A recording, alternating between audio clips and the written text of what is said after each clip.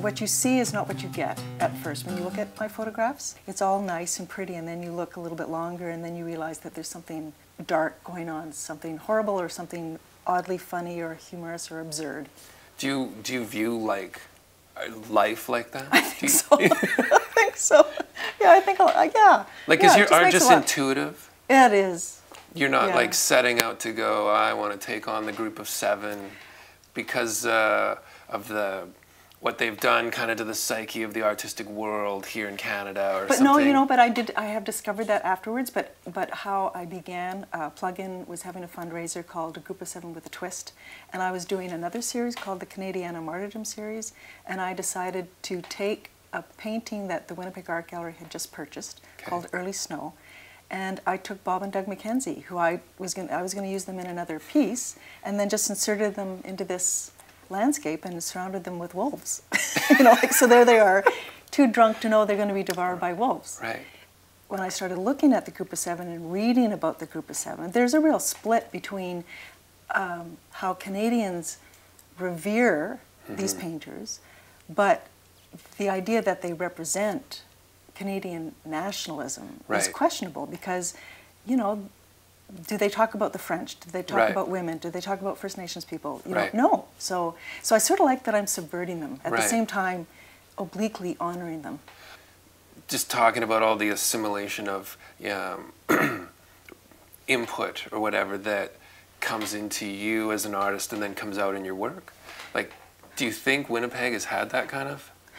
It's interesting because a group of collectors were here from Toronto the other day, and they saw my work and they saw that it had this dark element. And they were talking about the other artists in Winnipeg they've seen that all seem to have this funny but dark element. And I think that is a Winnipeg thing. Yeah? Yeah, I really do. I really do.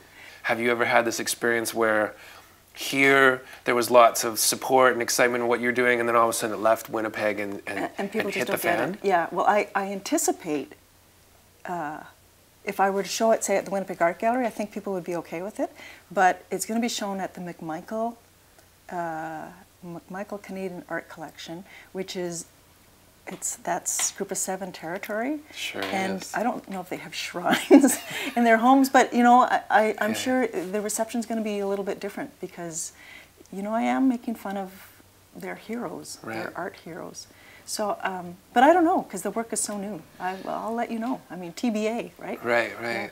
And when it opens or however these things happen for you, are you like watching the blogosphere? Are you like at the event? Are you there to like pick up on the initial reaction, or do you kind of give yourself some space between public reaction to your work? And no, I'm right there, and I actually enjoy when people come up to me and say they like the work or dislike the work. Regardless, I really enjoy it.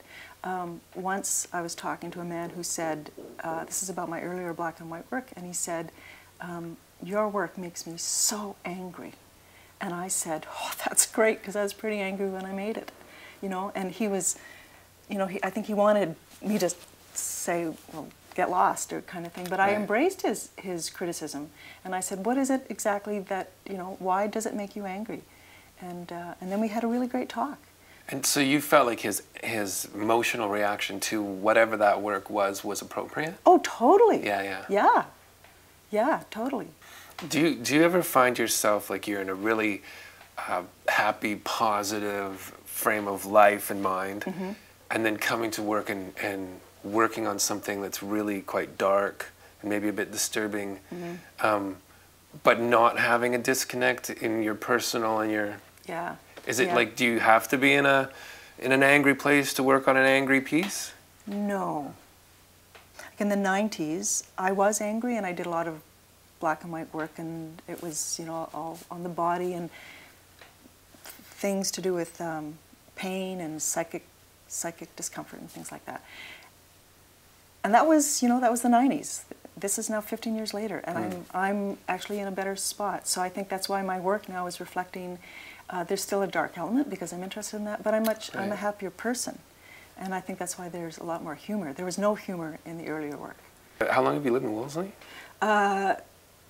I left my husband 1994, and I moved into an apartment in Wolseley. Okay. What's that song? You can something something, but you can never leave.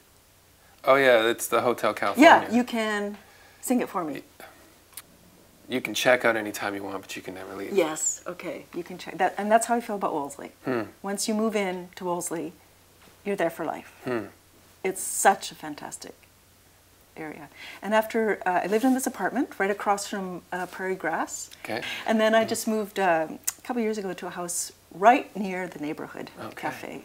So, and I don't even put my coat on in the winter. I just, lock the door and run over and get my latte and my muffin. I love it. Yeah, Wolseley's great.